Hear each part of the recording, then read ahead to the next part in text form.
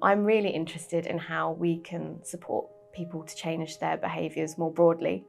And we know that there are certain things that work for certain people at certain times, but understanding sort of when and who and why is where there's still a lot of work to be done.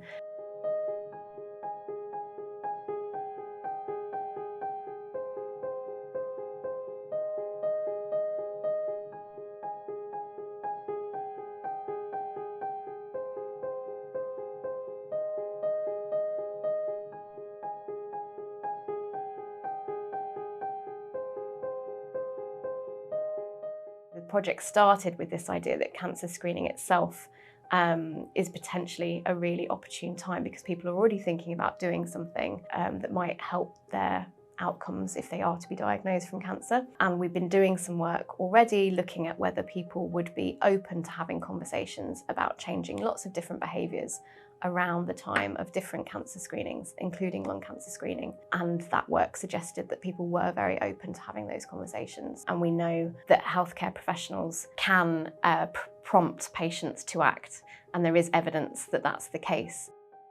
I am Rebecca Beacon and I am an Associate Professor of Behavioural Medicine at the University of Leeds. So diagnostic radiographers are uniquely placed to talk to patients about quitting smoking, but very few of them feel confident about doing so, and there isn't any training to support them to do so. So the idea behind this project was that we would explore some of the barriers for diagnostic radiographers around having these conversations with their patients and develop with diagnostic radiographers and input from patients some training to help them to have these conversations to encourage patients to quit smoking. I think that they were aware that obviously stopping smoking has benefits for the patient. I think there were concerns that patients would be upset by it being raised.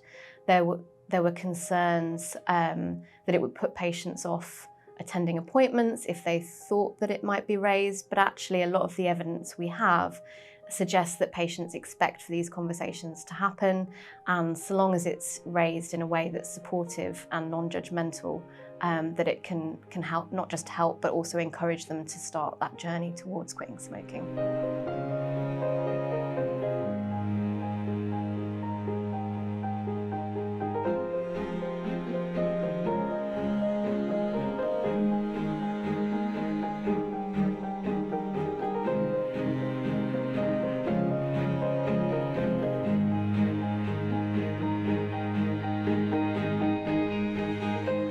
So this was my first project working in the area of smoking cessation.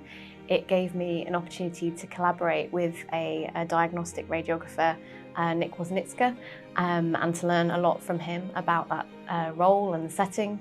And it's led to other projects that I'm involved with in this area. So it's been very beneficial.